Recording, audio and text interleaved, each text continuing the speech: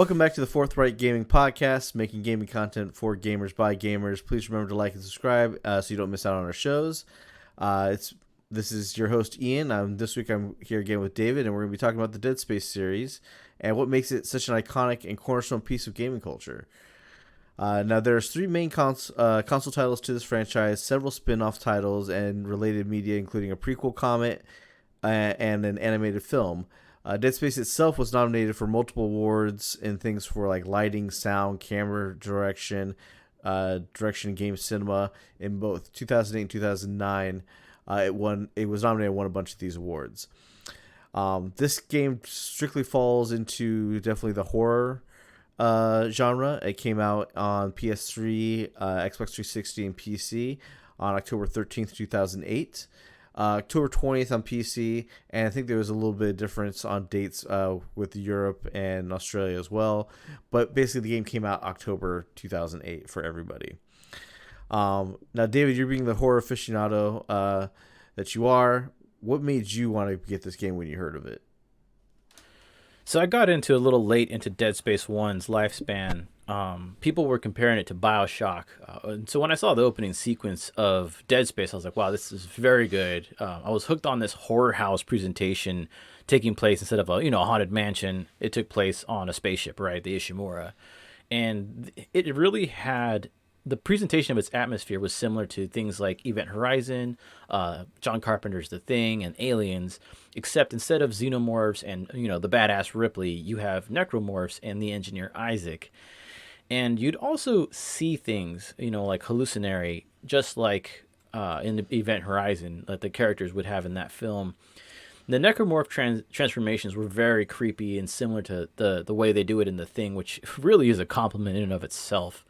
But one thing I did want to add beyond Dead Space 1 through 3, well, first of all, one thing that was nice is when Dead Space 1 came out, it came with Dead Space Downfall. That was the animated film. And this is probably one of maybe 3 at best animated horror films that are good. So if you're a fan of Dead Space at all, I highly recommend you check out the first film. Don't check out the second one. Downfall is probably where you're good at stopping.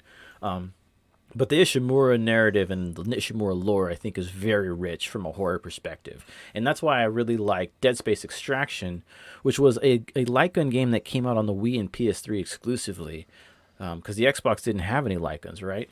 So this actually took place before the events of Dead Space 1, and it's right when things are going downhill on the Ishimura. It's a great 8-hour campaign. You have 8 chapters. You kind of shift between characters, and if you enjoy light games and Ishimura lore, I really can't recommend it enough, especially without spoiling too much. The thing that I thought was so good about that game is in the very first chapter, you're a guy right when they crack the planet and pull out the marker, and right when you pull out the marker, you think you're fighting necromorphs, and then at the end of the chapter, you get shot by a human, and you realize as you're dying, you were just shooting people the whole time.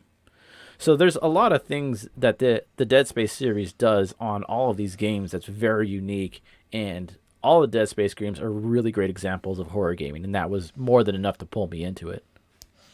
Yeah, and we'll explain to you guys what marker is and all that stuff if you haven't played the Dead Space series. We'll talk about the story here in a little bit. But like that was one of the main elements on this game that stuck out, right? Is it definitely was like a haunted house, but you're in space, which is exactly what was the lure to the movie Alien, right? A haunted house, but you can't leave the house because you're in space.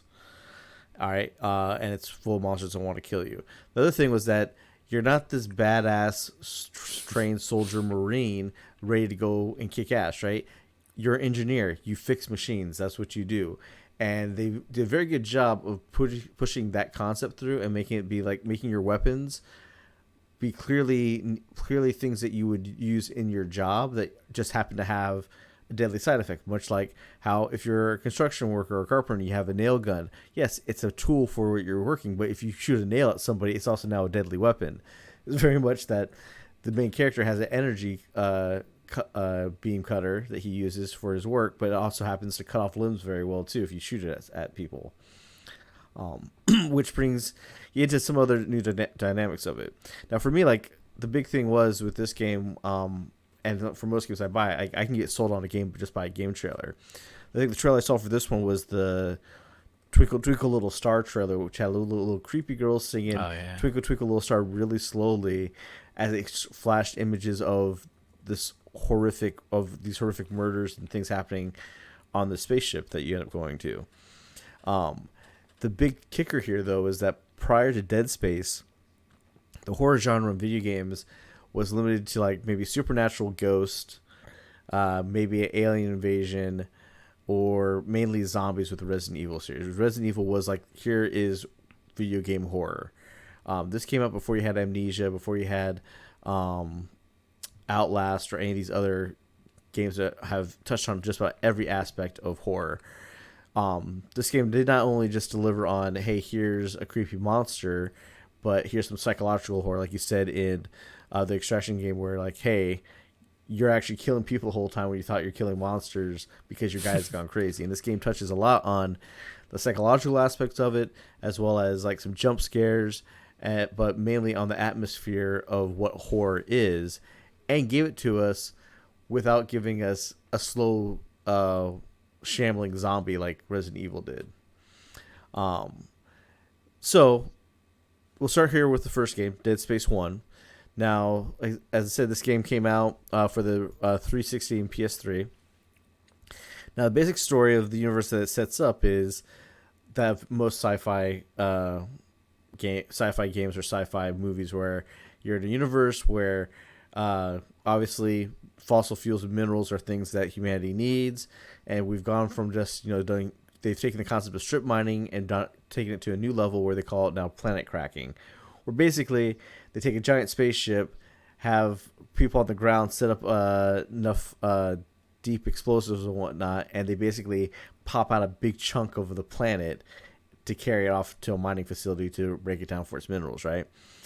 So the story basically starts for the Dead Space 1 game is that, hey, this planet cracker ship called the Ishimura was doing its job, and then it went completely dark, and nobody knows what's going on there. You play as Isaac, who's part of a repair crew who's being sent out there to fix it. It just so happens that your girlfriend was on that ship as well. And the game literally starts off with you watching a video message she sent you saying, hey, she loves you, and that, hey, she can't wait to see you and all this stuff. And you think it's just like a normal message, but what's really crazy is as the game plays out, you actually see what the whole message was, and it makes it even crazier. It definitely plays on the psychological aspect of it. So the story is you end up there, you end up finding out that kind of the subplot of this universe is that there's this religion kind of going on that is kind of like what I would put in comparison to what we would know would be like Scientology, right? A religion where they believe aliens came to Earth and did something, and that we need to transcend to their level or whatnot. But what they focus on is this thing called a marker, which is basically a statue that emanates a signal or something that basically starts creating these necromorphs, which is basically transforming human bodies into these monstrous things with sharp talons and arms that just tear and rip people apart, right? But it's also playing a psychological game to people that does get explained throughout the games, but I think definitely the anime and some of the other stuff, other media with this game probably hits on those points a lot harder than the games do. But the first game definitely ties it all together very well, where the later games got a little bit more into action, a little bit more into the EA machine of, here's a sequel, we need more action, we want to get people what the fun part of the game is, and not all the suspense building up to it. Missing the point, as always, as EA does. Now, I will say, like I mentioned, this game did win a ton of cinematic awards and whatnot from like the GDC awards, DICE awards, and all that. And it's not because it had a bunch of pre-rendered in-game cutscenes or pre-rendered cutscenes. All the cutscenes and the way the story is told was all in-game. This is one of the other revolutionary things and influential things that this game did, which was you had a HUD-less game. All your HUD elements, your health bar, your energy bar, and ammo and everything were presented in such a way that your character sees them as well, in a way that made sense. I think the big thing that they always bragged about was, hey, the health bar is on the spine of the character. So on his back, it glows like a greenish blue, and then that bar actually ends up going down and changing color as you're getting damaged to notify you, hey, heal up. As well as on your back was an indicator for your stasis energy. And all your ammo popped up on a holographic HUD on top of your gun, so your character could see, hey, I have 6 shots left or 5 shots left. Yeah, one thing I would add too is when you actually when someone would die, including your own player as Isaac, right? You would hear like this flatline sort of sound that's kind of eerie. So when you'd enter a room and then you hear flatline, flatline, flatline, it's really good at building tension just off of sound. Like your imagination's already going with it, and that's I think part of the credit of Visceral when they made this game. They did a really good job of choosing the way things sounded and the way things looked and the way they all worked together. It was really good. And that's also kind of a credit to the hardware they're working with. Like so, the Xbox original Xbox One and 360 are the original one had a huge focus on sound design. That's one reason why the box is so big. And they brought a lot of that over to the 360 as well. But the Visceral, what they actually end up doing to get some of the sound effects and the environmental sounds, but some of it is actually audio from the BART train system in San Francisco. I didn't know that. In one of their documentaries, they talk about how like, hey, we're working on sound effects, and like in this game, there's a tram system that moves around. That a lot of those sound effects are from the BART system because of the screeching and loud noises the BART train makes in the tunnels. Like, oh wow, let's record all that, and they threw that stuff into the game. There's also a lot of complicated animated sequences in this game that they had to literally go back to the drawing board and figure out how to do. And one of them in particular is seeing where a tentacle comes and grabs your character's leg and drags you through a hallway. That sequence originally kept breaking, and they couldn't figure out how to do it, and they ended up having to break it down by piece by piece by piece and animating everything separately so that they could get it to work. There's a really good explanation on it on War Stories for Gaming, which you can find on YouTube, where the creators talk about specifically that sequence and some of the other things that they ran into as far as trying to make Dead Space come to life. But that's the thing, right? Before Dead Space, our main games that we had was Resident Evil, and Resident Evil 4 was the latest one, which was a little bit more action focused, but still kept a lot of the story stuff. So here, having like monsters like John Carpenter's Thing show up, having the eerie atmosphere of what they tell you is, hey, here's a ship that gets manned by at least 1,000 people, and when you show up, there's nobody there.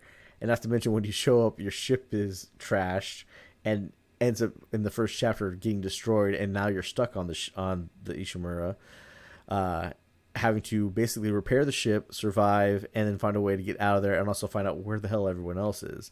So it adds lots of layers of mystery and suspense and eeriness, and like you think like, yeah, you're walking around in a haunted house and like the power goes out here or goes out there. They're for unknown reasons, right? And everybody ties it to supernatural things, like, oh, the ghost is doing something, the power went out, or it's dark in this hallway. Where here it all makes sense, right? The ship is down, things are broken, you have to fix it. Yes, the powers are going to flicker, the lights are going to flicker. But what they added also into the sound design there was that I noticed I was replaying the first chapter the other day. There's whispering that happens in just the audio, and that you really don't pick up consciously listening to like on a regular sound system. I was playing on headphones. It's like, oh shit, there was somebody whispering right behind me. Nonsense, just to add the creep factor for this area that I know is completely safe. It really worked well on building that atmosphere and making everything that you do in the game make sense and not just be there for gameplay reasons. David, like, you're also someone who studied game design and animation. What did you think of the innovations that this game brought to the industry? So thankfully, I actually did have some experience with Unreal Tournament 2004 and Unreal 3. This game was actually made in Unreal 3, and on Xbox 360, there were a few major game productions that really took advantage of Unreal Engine 3 and impressed the audience. And those games were BioShock, Gears of War, Mass Effect, and of course, Dead Space. Now, Dead Space in particular had some great innovations. You had effective lighting, right? You had minimal but effective lighting that was really creepy. You had these great transitions between indoor and outdoor environments. Dismembered necromorphs would remain in the environment, which is really difficult when you actually think about it. A lot of games, they'll often have enemies fade out because they want to get that RAM and that CPU speed back from having these characters that just kind of sit there. And it has to remember where they were, mind you. And in this game, you can step on them over and over again and break them apart. So that kind of added more to the to the layers of it, right? You had dismemberment instead of headshots, which was unique because you'd have to hit at least like 2 limbs, if you will, to really stop an enemy. Amazing voice acting, which worked well with the animations, mind you. And like you said, all in game. So we're not getting a cutscene here. This is all in game. And you mentioned, that difficult sequence. They really did a good job of animating interaction between two characters. One of the things that's hard technically is, I don't want to get too much into the animation aspect, but when things can kind of flow independently, but then when things have to interact, you kind of have to flip a switch and decide how you're going to animate. And that's a very difficult thing, especially with the shot you're talking about where you're being pulled through. So they actually did a really good job of being consistent with this on a production value. And the animation really adds the experience of Dead Space. And when Isaac is taking damage, he stumbles, and then he'll stagger more when he's at a lower health value and kind of grab himself. So you can tell visually he's more hurt. You don't have to just rely on the back of his spine with the yellow bar or red bar at the bottom, right? Because he's at the lower end of his health. And one thing in particular that I feel like is very important that they did well in this game is you would transition from 1G gravity to 0G gravity. A lot of games had done this before, and I failed to recall them offhand, but I guess like Descent is kind of like the closest thing I could think of, right? Back in the PC days. It was very... You kind of get vertigo just playing that, right? You couldn't really tell what's up, what's down, what's left, what's right. But in Dead Space, you're working in these confined spaces, and when you transition from each surface of this room, you're not lost. You kind of get confused maybe for a moment, but you're still good, and you're fighting at the same time, right? You're taking on necromorphs in this, and so all of these things technically, I think, are what make Dead Space so amazing, because when you play the game, your suspension of disbelief is 100%. You're not sitting there thinking about, oh, how do I do this, right? You're kind of just playing the game, experiencing it, thinking about what's going on in the story and whatnot. And I think that's just a testament of how good the production value was from the animation, the modeling, the voice acting, the game design, right? Everything kind of flows. It's more, we can go into Dead Space 2 and 3, but Dead Space 1 was more exploration focused than the other two titles. So I think technically it's amazing even to this day. Yeah, and I agree with you there because and that fits the story, because in the story is like you're an engineer sent out to fix a ship that you've never been on, but you may have studied the schematics or the layout at one point prior, but you don't know it completely. So you are exploring and working your way and following the signs to the different areas you need to go and fix. It's also interesting that you mentioned that, hey, yeah, they left the enemies where they were and had a member. And like for those of you that don't know a lot about game design, and it's not something that I think happens a lot more so now, but what they used to do back in the day was the only thing that would ever be rendered would be what you would see. And as you left, that render would disappear into nothingness, and it would basically be, if you could see it from like a third person perspective, it'd be here's a character and here's their eye line that just constantly generates what you're seeing in the game. That way they could keep memory down, like you said, and keep things going up. But when you build a world and you keep it all there at once, and you keep the dead bodies where they're supposed to be, it does add to the immersiveness to it. And they also capitalized on that by adding more jump scares, to where if you took out enemy, like, hey, you took off 2 of its limbs, it went down, all right, cool, you left it, and then you went about your business. When you came back across it, it could stand up again and then come and start coming at you, unless you took off all its limbs or if you made sure you went back and stomp it. So like if you watch gameplay videos of this, you'll notice like a person who's never played the game is just killing things with their gun, and they're usually probably doing it the hard way and not just rotating it. Veteran players will watch a game and like you'll see them get aggravated about how somebody's not doing it right. But you'll see them, they'll play and they'll walk through it, and when you watch a veteran person play it, you'll notice that they stomp on everything, they break everything, because they know this will prevent these things from being a problem later on. That's good game design and good way of playing on people's expectations, such as in Resident Evil, where usually when you kill a zombie or shot its head off, it's done, it's dead. And there's actually an animation in Resident Evil that you'll see people take advantage of, which is if a zombie goes down the ground, they'll stab it with a knife, and when a pool of blood shows up, they know that it's never going to get back up again. Where unless you shot off all the limbs or you smashed the body, that wasn't the case in Dead Space. Like, it could come back up. And they also had various variants. It wasn't just, when I think of Resident Evil, you have your zombies, you have the Licker, you have the Tyrant, you have the Nemesis, you have a few special type of zombies out there, or special infected out there, but you basically had zombies. Where this game, you basically have necromorphs, which are basically humanoid, but with like two like mantis arms coming out their back that stab at people, and they flail around their human body parts as they're running around. But there's the normal ones, there's the fast ones.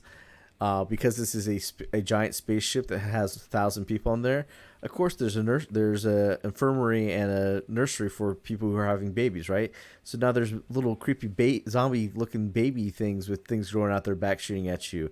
There's a scorpion version of these things running around. There's these fat guys who spit out little insect grabbing things that crawl over your body, and Isaac has to shake them off before they kill them. To where there's even one specific necromorph that is indestructible, where no matter how many times you kill it, it just regenerates and will always kind of chase you around like Mr. X in Resident Evil 2. But Mr. X in Resident Evil 2 is like invincible. This thing, you can at least take it down, buy yourself some time, but it will eventually come back until you get to a certain story beat. Yeah, and one thing I want to add too is you mentioned the babies. It's interesting that there is also lore to explain all of these creatures. Like, you're on the Ishimura. There's clearly no children on this facility, right? You know, which is different from Dead Space 2 because you do touch on that to some extent. But in Dead Space 1, why are there babies on here? Well, that's because in the Ishimura, you can't get new body parts. The only way you're going to get new body parts is by farming people. And that was kind of one of their ways on the Ishimura of why they kind of have this. And I want to say, even with the necromorphs that have the little things that pop out if you shoot them in the belly, I want to say those were also pregnant women, but I'm not even sure. 100% Yeah, I have to look at the lore for sure, because like they're so grotesque and changed at that point you can't really tell. The babies, you can totally tell. Okay, this thing crawls like a baby, but then it shoots like 3 tentacle arms out its back and shoots missiles at you. So yeah, they definitely did a lot of great work in the creature design here, and it is very reminiscent of what you mentioned of, which was like the Thing, and the psychological element of this game is definitely on par with Event Horizon, which even the creators of the game say they pulled a lot of inspiration from Event Horizon on this. Now the funny thing is, like, this here is another game where like the story that gets even more unraveled here is that, hey, this religious group that believes in this marker thing is basically a mainstream religion that is kind of like left to do its own thing. It's and I would say by the second game you kind of realize that it's almost as big as like how Christianity is, but it's not to the point. It's imagine it's like Christianity, but Christianity didn't have the crucifixion or anything to fall back on. They just had a story of something like that happening. So like, here's this big religion. They don't really have any proof of their religion, but everybody just believes in it. So everybody's like, well, they're not hurting anybody. Believe in it, whatnot. And then this icon shows up that's a part of their religion, and now it's like, oh no, we all need to transcend into these monsters and let them go and kill everybody because that's our transcendence. And it's funny that here's another game that's very influential, did a lot of game-changing things. That's based on a story of the misinterpretation of science and religion. Like Halo is the same thing, right? The Covenant misinterpreted the science and turned that into their religion, and then you find yourself trying to fight a group of people. Is like, no, if you understand what's really going on, you wouldn't be doing this.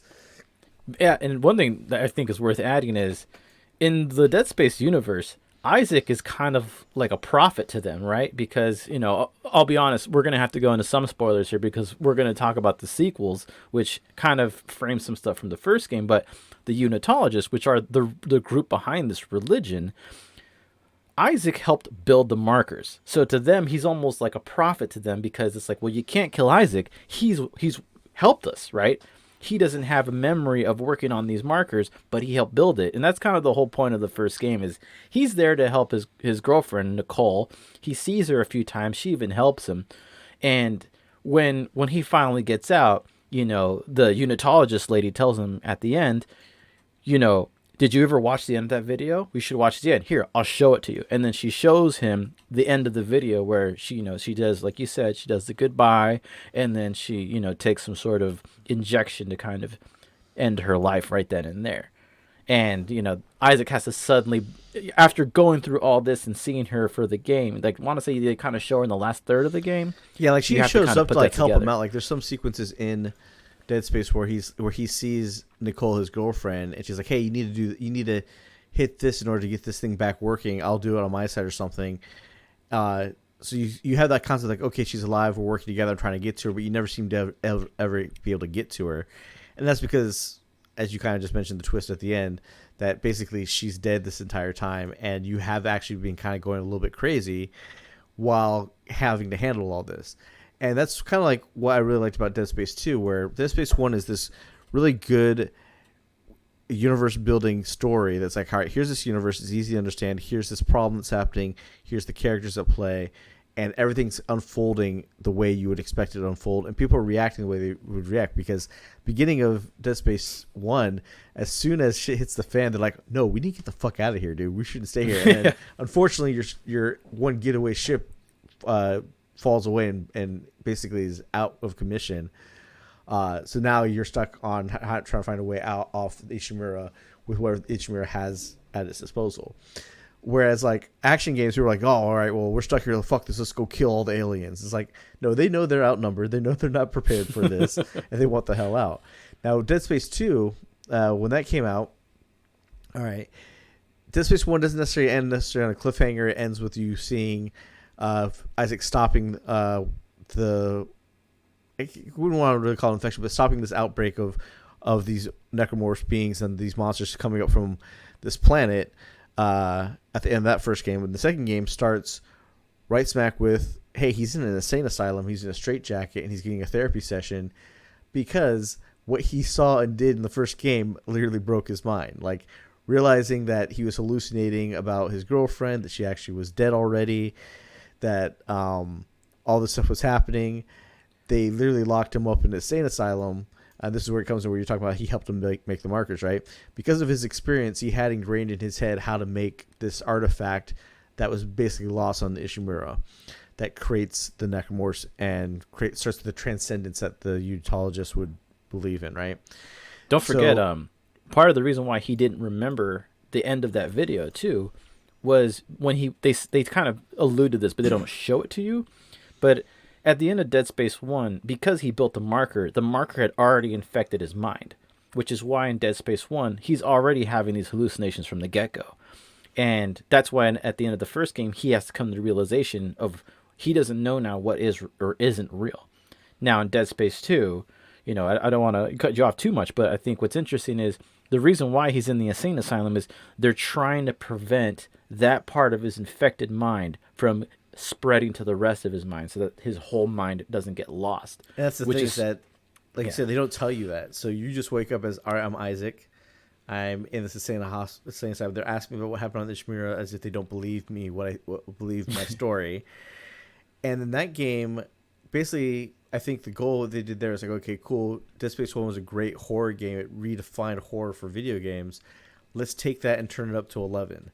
And literally, you can watch reaction videos of people watching the intro of the game. It's hilarious when they don't expect it, because it literally is, hey, you're in a straitjacket. A guy grabs you, has a flashlight in your eye. He's like an inch from your face, and you see him transform into a necromorph, yelling and screaming in your face, and your hands are tied. And like the first section of that game is your hands are bound, and there's monsters everywhere. You need to get the hell out as you're stumbling across this kind of hospital, only to find yourself that, okay, you're now on a space station, I think that's orbiting Saturn, and there's been this basically this outbreak. And this is where they go more into like, hey, the religion of the Utologists. You actually see how big it is because you actually end up going to a cathedral through there, and you end up finding out more about the plan of spreading these markers and what they're going after.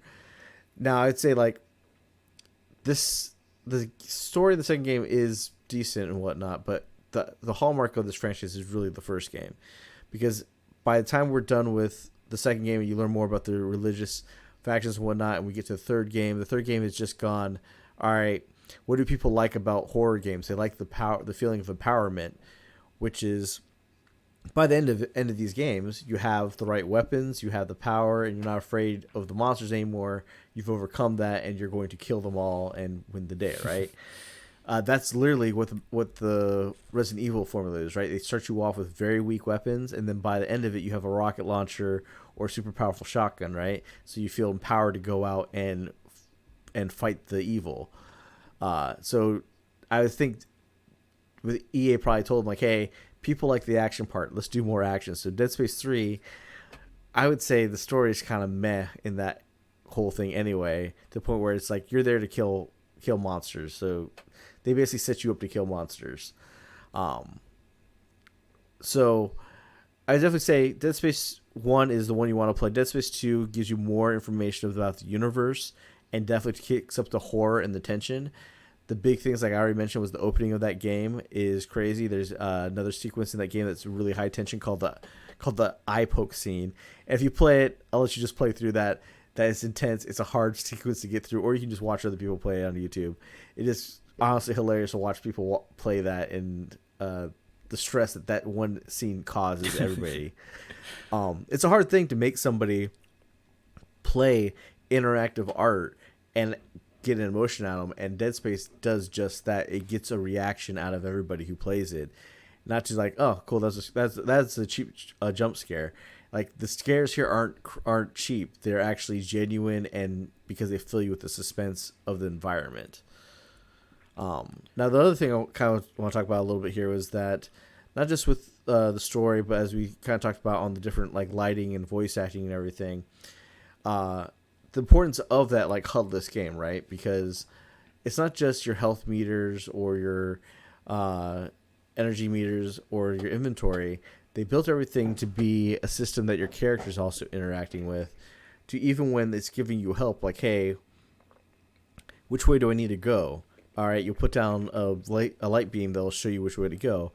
It's not like Division where it's this floating yellow line that's hanging in the air, right? It comes off his hand and it follows a trail based off the map it has.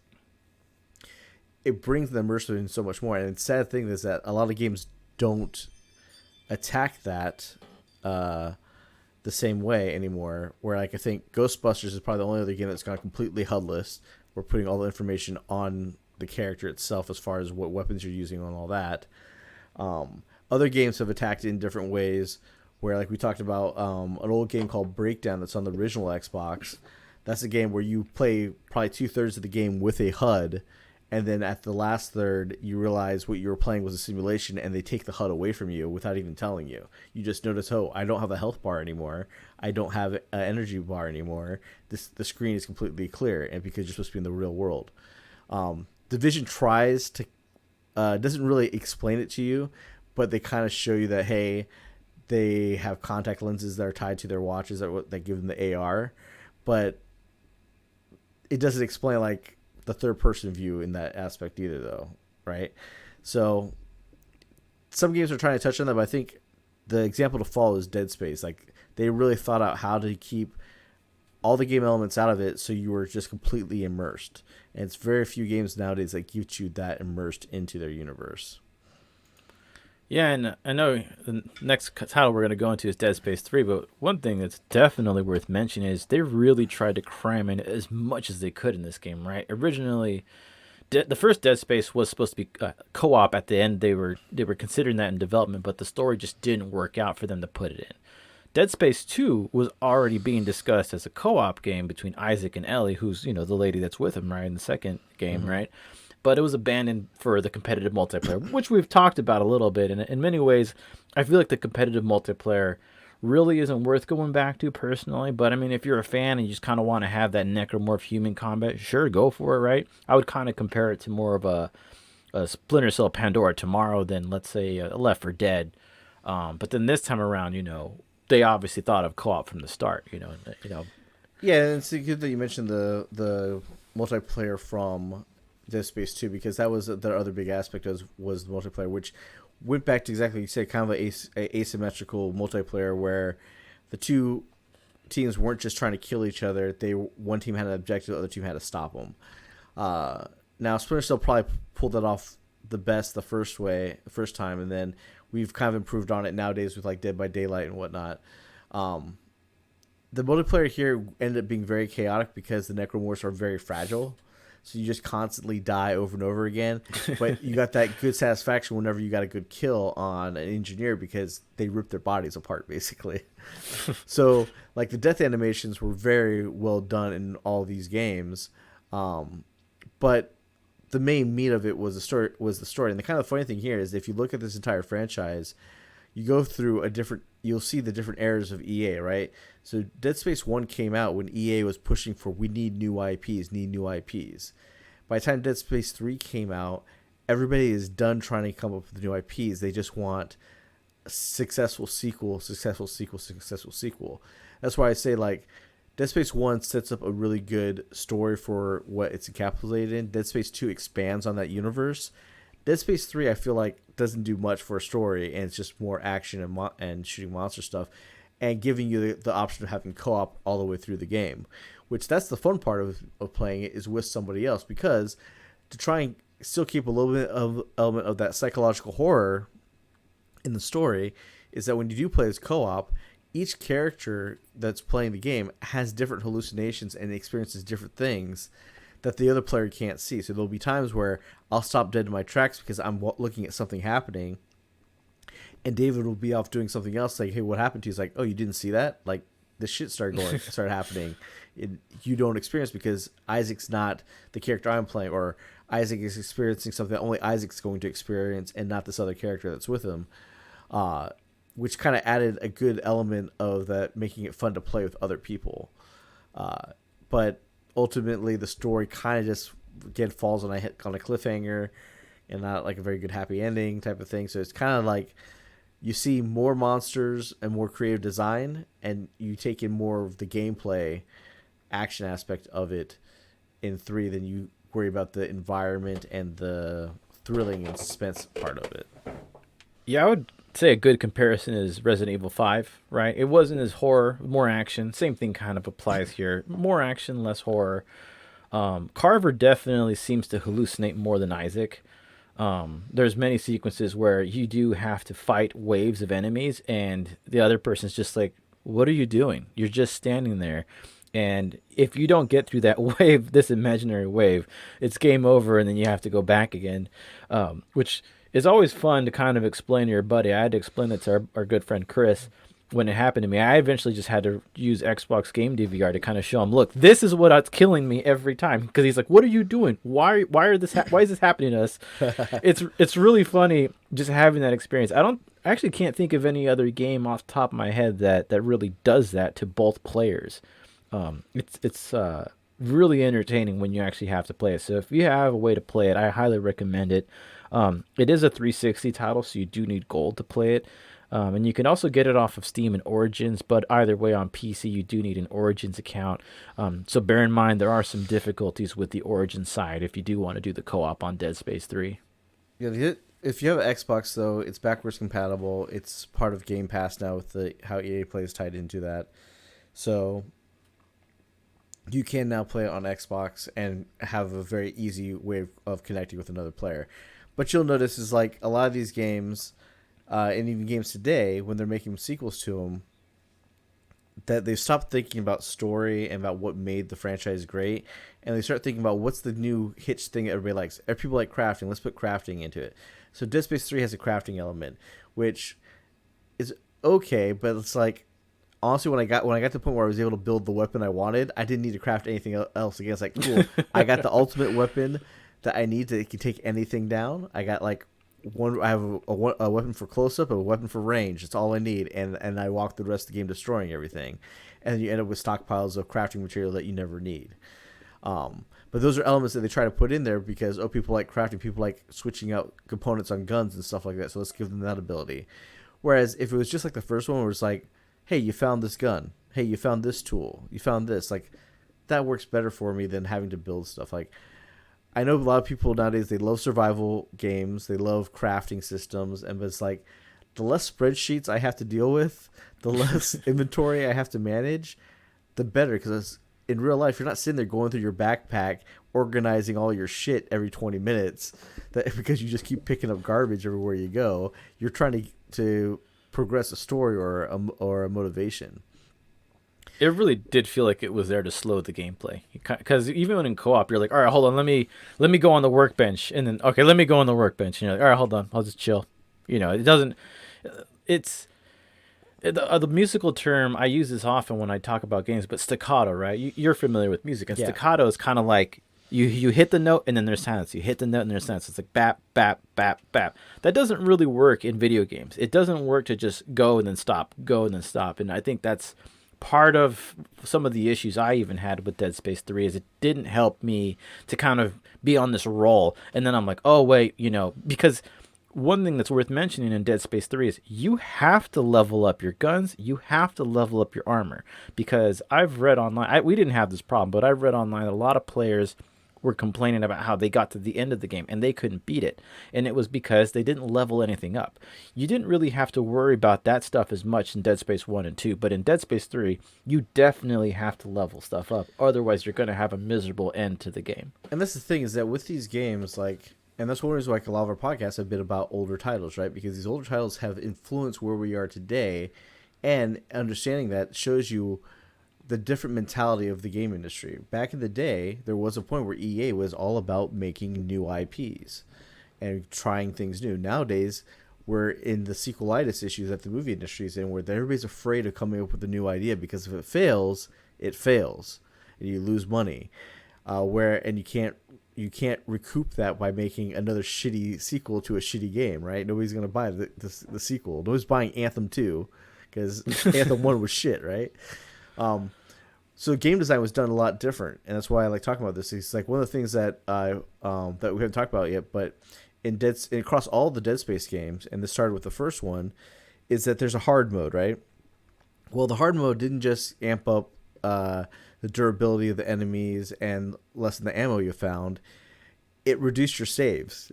If to beat the game on hard, you only get to save the game 3 times. Now, I don't know if they did. I don't think it did in Dead Space 1, but in Dead Space 2, they rewarded you for this. If you beat the game on the hardest difficulty, they gave you basically a joke weapon, a big foam finger, that is the most powerful weapon in the game. And Isaac basically goes pew pew as he shoots it, and it destroys everything. But you had to beat the game with only saving it 3 times for the entire game. So you actually had to plan out your game session of what chapters you're going to save at, when you're going to save, because if you blew those 3 saves too early, all right, you got to play the game for like another 8 hours and beat it. Otherwise, you're screwed. Those are things that they put in games back in the day as hard challenges for people to complete. Nowadays, it's just, okay, here's the horde mode, or here's this, or play it for this many hours, or hit this level in a battle pass. They're not being innovative with how they're trying to challenge the player or making it very fun, in my opinion. Now, as we said, basically, Dead Space 1, that's where you want to go for the pure essence of what this horror genre it was about back then. Dead Space 2 gives you the background. Dead Space 3, you play for the co-op, right? You and your friend want to play a game together in a survival horror type of world where less survival, more kick-ass stuff, then Dead Space 3 is definitely that for you. Now, as for their future, Visceral Games was shut down by EA years ago, so Visceral's not going to be making another game anytime soon, which is unfortunate because a lot of these great studios that made these really good games get shut down before they can make their next one just because of development time and cost nowadays. But one of the creators of Dead Space went on to make Striking Distance Studios, Glenn Schofield, and they're making a new game called The Callisto Project. Now, we haven't seen much of it. We've just seen one cinematic trailer, and everybody's thinking that this is going to be like a spiritual successor to Dead Space. I honestly don't think necessarily that, just because I don't think they're going to continue anything with the story of the Unitologists and that universe. I think they just have probably the cool creature design that you would see in Dead Space. But it'll be interesting to see, can this be successful? Because I think one of the main reasons why Dead Space was successful was more so because that game came out and was very unique compared to its competition. In today's world, we have games that already have mutated human beings, monsters, viruses, every type of horror aspect you can think of. The horror genre has now finally filled out in video games for that. So yes, this game may be gory, but there's also another game on the horizon that's extremely gory as well that people are looking at. So it's going to come down to not just the aesthetics, but probably the stories. And I think that's what we're heading to now towards in this industry, is that they're realizing gameplay mechanics and aesthetics are one thing, but if the story is boring or is not good, nobody's going to want to play it because nobody's going to feel motivated enough to go through it. Whereas this franchise from the get-go understood story and understood how to, and thought really hard about how to implement gameplay aspects into storytelling versus cramming storytelling into gameplay. So Yeah, and if you're interested in seeing where Glenn Schofield's going to take his idea, go ahead and look up the Callisto Project trailer, or I'm sorry, Callisto Protocol. Okay. It looks pretty interesting. I'm not 100% sure. Like you said, it's just a cinematic trailer. We haven't seen gameplay, so we don't even know what you're going to do in it. But I am hopeful that he is going to achieve some good execution in this game, and we'll get some more excellent action, horror, sci-fi to kind of come from this. But I mean, it releases next year in 2022. With the way games go, it could easily get delayed. I want to say tentative release was middle of next year, 2022, but I could see it getting pushed back for, final polishing, which I'm totally fine with. I like games to come out and be good off the disc. I don't like a 4 gigabyte title update the moment I pop in my disc and I just want to play. But we'll see. Callisto Protocol. Check out that trailer if you like Dead Space. You've played all the Dead Space games, and give it a look. And like I said with the light gun games, if you've played Dead Space 1 through 3 and you just kind of want to fill out more of that lore, especially with the events that take place before Dead Space 1, go ahead and check out Dead Space Extraction. You can buy the disc on Wii because the Wii shop's no longer up. PS3 still has it on the store, so you can play it there with the PlayStation Move. And you could also, if you bought Dead Space 2, the collector's edition, I believe, or special edition, that also comes with Dead Space Extraction as well. So a lot of good Dead Space lore to check out. Dead Space Downfall, the film, if you just kind of want to fill more stuff in. And it all connects together really well. That's kind of a telling sign of these games that are very influential, right? Because they don't just live on one media. They branch out to spin-off movies, spin-off games, to mobile games, to comic books, or even just to regular books like Halo does too.